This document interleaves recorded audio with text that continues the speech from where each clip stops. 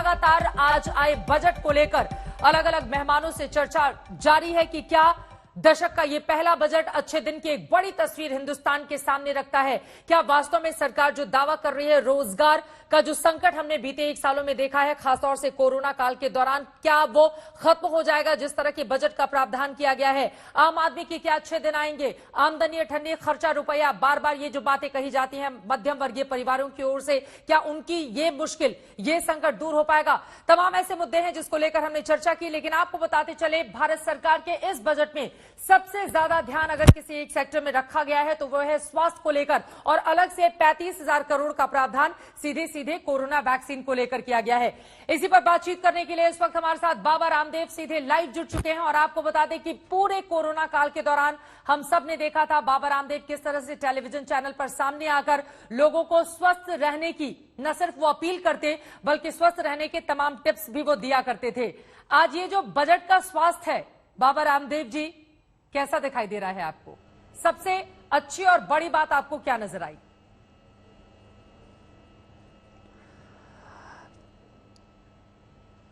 चित्रा जी, वैसे तो चित्र विचित्र बात करते मिलेंगे पक्ष प्रतिपक्ष के लोग जी, लेकिन यदि मैं इसको हेल्थ के पर्सपेक्टिव से देखूं तो 137% की बढ़ोतरी के साथ 2,32,000 करोड़ का बजट आजाद भारत के इतिहास में पहली बार है।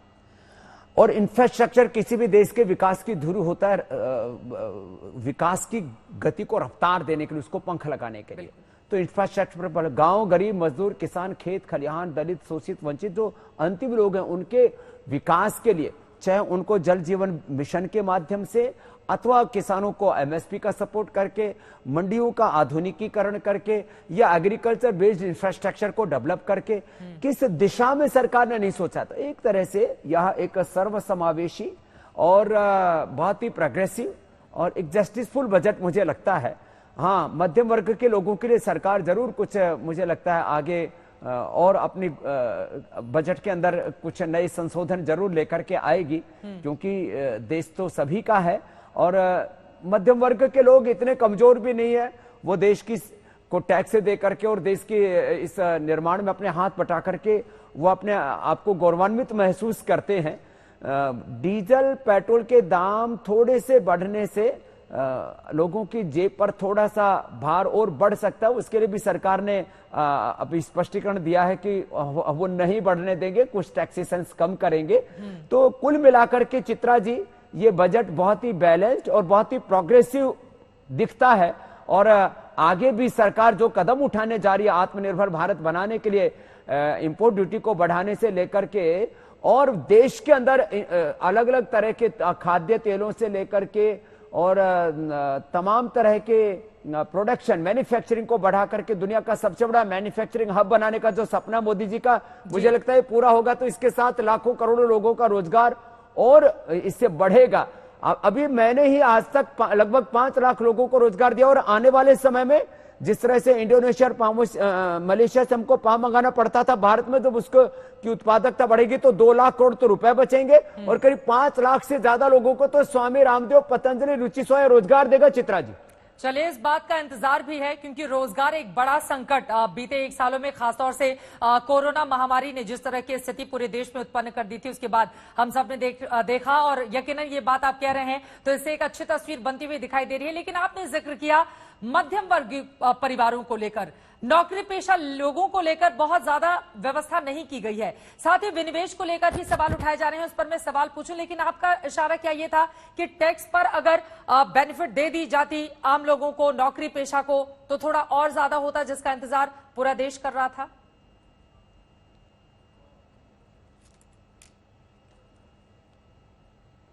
देखिए चित्रा जी, ठीक है, लोगों के सामने समस्याएं रही हैं, आज भी हैं, लेकिन सरकार के खर्चे कितने बढ़े हैं। लोगों को फूड देने से लेकर के और हेल्थ फैसिलिटी प्रोवाइड करने से लेकर के, और जबकि टैक्स का कलेक्शन कम हो रहा था, इन सब के बीच में सरकार ने कोई भी टैक्स बढ़ाया नहीं। मैं इसको भी राहत मानता हूं। जब संकट के काल में सरकार का टैक्स का कलेक्शन कम हो रहा है, खर्चे बढ़ रहे हैं, और उस दौरान भी सरकार टैक्स नहीं बढ़ा रही है किसी के ऊपर भी, आम लोगों के ऊपर भी, कॉर्पोरेट के ऊपर भी, तो ये एक संकेत है कि सरकार इस बात के लिए बहुत संजीदगी के साथ काम कर रही है, और कुछ ऐसे बड़े बड़े संस्थान है LIC आदि से लेकर के जिनका IPO लाने की सरकार बात कर रही है। तो सरकार संसाधन जुटा रही है बिना आम लोगों के ऊपर बोझ डाले, और फ्यूचर में मैं तो आश्वस्त हूं कि मध्यम वर्ग के लिए भी सरकार कुछ और बड़ा करेगी, और जो होटल इंडस्ट्री है या और तमाम तरह के दूसरे उद्योग धंधों पर जिन पर असर पड़ा है उनके लिए भी पहले भी सरकार ने कदम उठाए, आगे भी उठाएगी, क्योंकि मोदी जी सबका भला चाहने के अलावा उनके सामने और कोई एजेंडा ही नहीं है, क्योंकि वो एक फकीर इंसान है जो भारत की तकदीर और तस्वीर बनाना चाहता है और भारत की अर्थव्यवस्था को अमेरिका, जापान और चाइना से आगे देखना चाहता है। तो उसमें तो सबकी भागीदारी और जिम्मेदारी, हिस्सेदारी तय होना जरूरी है चित्रा जी, और ये बहुत जरूरी भी हो जाता है। लेकिन इसी बजट को लेकर विपक्ष के बहुत सारे तीखे सवाल हैं। बाबा रामदेव को तो ये बजट बहुत अच्छा लगा। आपने कहा कि भविष्य में मध्यम वर्गीय लोगों को भी फायदा पहुंचाने के लिए सरकार की ओर से जरूर कोई न कोई बड़ा ऐलान किया जाएगा, लेकिन खासतौर से विनिवेश के जरिए जो पैसा जुटाने की कोशिश और कवायद की जा रही है इस बजट में, वो विपक्ष को रास नहीं आ रहा है। इसको आप किस तरह से देखेंगे?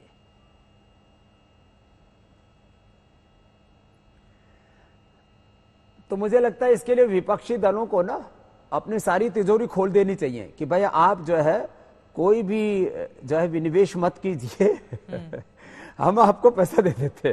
तो विपक्षी लोगों के पास भी बहुत पैसा है, तो उनको भी खजाने थोड़ा देश के लिए लुटाने चाहिए ना। जैसे कोरोना काल में हमने 27.5 करोड़ रुपए PM फंड में दिया और करोड़ों रुपए देश की सेवा में लगाया, तो ऐसे थोड़े खजाने खोलने चाहिए। बहुत मालदार है हमारे विपक्षी लोग भी। अरे देश चलाना है तो पैसा आएगा कहां से? टैक्स बढ़ाना नहीं, और चारों तरफ से इकोनॉमिक चैलेंजेस हैं, तो पैसा देश को चलाने के लिए अर्थव्यवस्था की धुरी, अर्थव्यवस्था का जो पहिया है उसको घुमाने के लिए पैसा ही नहीं होगा तो कैसे तो देश की इकोनॉमी बढ़ेगी, कैसे रोजगार के अवसर बढ़ेंगे, कैसे देश आगे चलेगा? तो जो ये नादानी और नासमझी वाली बातें हैं चित्रा जी, जिन लोगों को ना इकोनॉमी की समझ है, ना देश की समझ है, जिन लोगों को ना डेवलपमेंट का पता है, वो लोग इस तरह की बेसिर पैर की बातें करते हैं। देश चलाना है तो सभी जो सरकार ने कदम उठाए हैं वो मुझे तो जस्टिसफुल लगते हैं। मतलब आपको लग रहा है कि विनिवेश के जरिए पैसा इकट्ठा करने के बाद, क्योंकि देश को आगे लेकर जाना है और सिर्फ विरोध के लिए विपक्ष राजनीति कर रहा है, और आपने ये भी जिक्र कर दिया कि उन लोगों को अपना खजाना खाली कर देना चाहिए।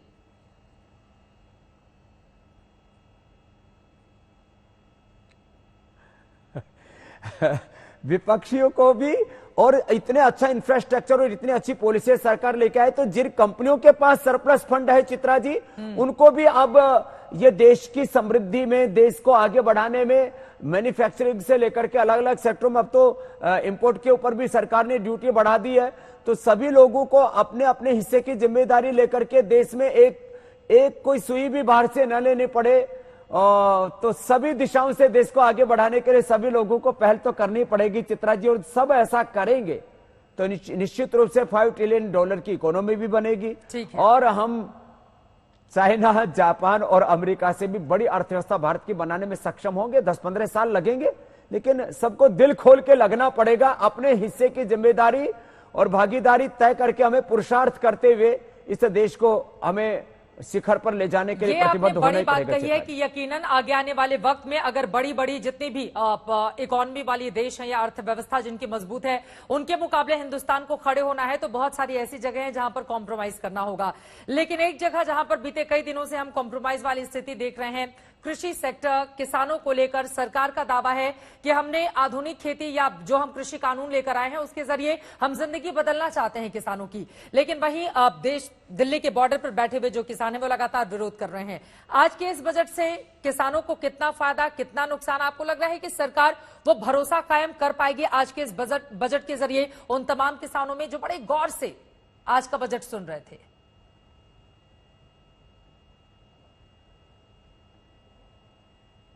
चित्रा जी देखो, करीब 80-90% इस देश के किसान सरकार की नीतियों के साथ सहमत दिखते हैं।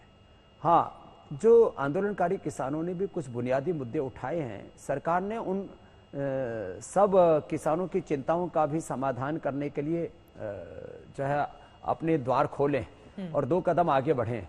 तो मुझे लगता है ये गतिरोध खत्म होना चाहिए। और MSP की भी बात की जाए तो भारत के आज़ादी के इतिहास में 1.5 गुना MSP देने का पहली बार ऐलान हुआ है, और बाकी भी किसानों के लिए मंडियों के आधुनिकीकरण से लेकर के एग्रीकल्चर बेस्ड इंफ्रास्ट्रक्चर को डेवलप करने से लेकर के उनको सस्ते में और अधिक ऋण देने से लेकर के जो भी वो एक प्रोग्रेसिव जो एग्रीकल्चर है और चाहे वो उसके अंदर ऑर्गेनिक एग्रीकल्चर यदि करते हैं तो 2 गुना वैसे उनको दाम मिल सकता है। तो उसके साथ डेयरी का समावेश भी होगा। तो किसानों के लिए आज तक की आजादी के इतिहास में सबसे बड़े कोई कदम उठाए गए तो इस बार के बजट में उठाए गए। ये अलग बात है कि कई बार पहले भी किसानों के ऋण आदि माफ किए गए थे, वह तात्कालिक कदम हो सकते हैं, लेकिन यदि हमें दीर्घकालिक दृष्टि से किसानों को समृद्ध बनाना है तो निश्चित रूप से ये कुछ ठोस कदम उठाने पड़ेंगे और ये कुछ बुनियादी जो परिवर्तन वो लाने पड़ेंगे एग्रीकल्चर पॉलिसी को लेकर के मोदी जी लेकर के आए हैं। बाबा रामदेव जी, इस दिशा में इसी से जुड़ा अब हुआ ये गतिरोध खत्म होकर के और समाधान की तरफ संवाद से बढ़ना चाहिए, मैं ऐसा मानता हूँ। चित्रा, ये जो गतिरोध किसान और सरकार के बीच में लगातार बना हुआ है, आपको लग रहा है कि खत्म हो जाएगा? उम्मीद कैसे की जाए? क्योंकि बीच में लगा जिस तरह की 26 जनवरी की तस्वीरें पूरे देश ने देखी, उसने यकीनन हर किसी को विचलित किया, परेशान किया कि आखिर किसान आंदोलन के नाम पे ये कौन लोग हैं जो इस तरह का उपद्रव कर रहे हैं। लाल किले से जो तस्वीरें सामने आई, हालांकि उसके बाद गाजीपुर बॉर्डर पर हम सब ने देखा राकेश टिकैत को रोते हुए, फिर से आंदोलन ऐसा लगा कि एक अलग सिरे से आगे बढ़ रहा है। गतिरोध बना हुआ है, टूट नहीं रहा है, उस पर क्या सोच है आपकी?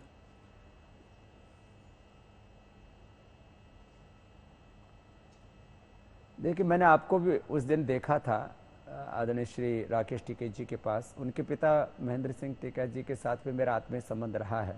इस किसानों के गतिरोध को खत्म करने का एक ही मुझे तो उपाय दिखता है, इसमें राजनीतिक हस्तक्षेप जिस दिन बंद हो जाएगा, बिल्कुल बिल्कुल, उस दिन समाधान निकल आएगा। जब तक ये राजनीतिक हस्तक्षेप रहेगा तो मैं किसान नेताओं से भी कहूंगा कि वो अपने विवेक से काम ले। 2 कदम किसान आगे बढ़े, 2 कदम सरकार आगे बढ़े, और ये गतिरोध खत्म होना सारे हिंदुस्तान के सम्मान और स्वाभिमान के लिए जरूरी है।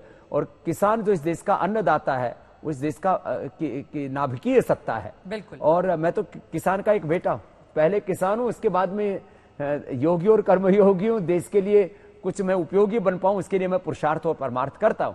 तो राजनीतिक हस्तक्षेप से मुक्त करना चाहिए इस आंदोलन को, ऐसा मैं मानता हूं। तो निश्चित रूप से समाधान निकल आएगा और गतिरोध खत्म होगा। चित्रा जी, लेकिन पहले के मुकाबले अब ऐसा लग रहा है कि राजनीति इस पर और ज्यादा हावी हो गई है। ऐसे में समाधान कैसे निकलेगा, ये बड़ा सवाल है।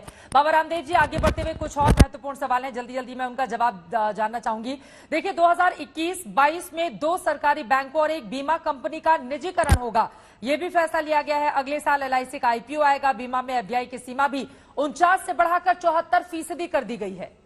इसको आप कैसे देख रहे हैं, FDI को लेकर खासतौर से?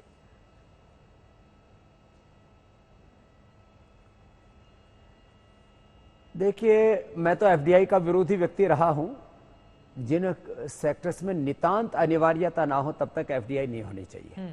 जहां तक निजीकरण का प्रश्न है तो पूरी तरह से कोई निजीकरण की बात नहीं हो रही है।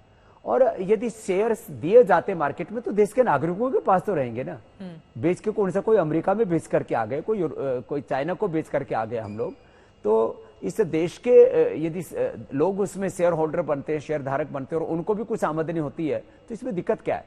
तो निजीकरण जो है ये इस युग की मांग है, लेकिन सब कुछ दांव पर नहीं लगाना चाहिए। एक बैलेंस वे में सब कुछ बैलेंस होना चाहिए। बिल्कुल, चाहे हमारा खान पान हो, चाहे हमारी रिलेशनशिप हो, चाहे कुछ भी हो, पॉलिटिक्स हो, स्पिरिचुअलिटी हो, हर चीज बैलेंस होने चाहिए। सरकार यदि संतुलित एक दृष्टि के साथ निजीकरण की तरफ आगे बढ़ती है तो दिक्कत नहीं है और इसमें देश का लाभ ही होगा, कोई हानि नहीं है। बिल्कुल, बशर्ते इसमें किसी भी प्रकार से कोई अंदरूनी तौर पर कोई सौदेबाजी ना हो। और उसके लिए सरकार ने सभी चीजों को फेसलेस करके एक ट्रांसपेरेंट व्यवस्था बनाने की दिशा में जो कदम आगे बढ़ाया है वो एक अच्छा कदम, उसकी सराहना होनी चाहिए। चित्रा जी, चलिए, बहुत शुक्रिया बाबा रामदेव जी आज तक से जुड़ने के लिए, ये महत्वपूर्ण जानकारी देने के लिए। यकीनन बाबा रामदेव का खासतौर से पूरे कोरोना काल के दौरान जो रोल रहा है वो काफी ज्यादा अहम रहा। उन्होंने स्वास्थ्य के क्षेत्र में लोगों को स्वस्थ बनाए रखने के लिए लगातार तमाम बातें कही,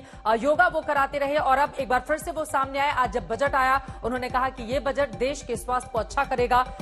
इस बात की उम्मीद बाबा रामदेव की ओर से जताई गई है और साथ ही वो ये भी कह रहे हैं कि कृषि कानूनों को लेकर जो किसान विरोध कर रहे हैं जल्दी गतिरोध टूटे, लेकिन राजनीति इस पूरे मामले में हावी नहीं होनी चाहिए, जैसा कि विपक्ष लगातार इस पूरे मामले को लेकर आगे बढ़ रहा है।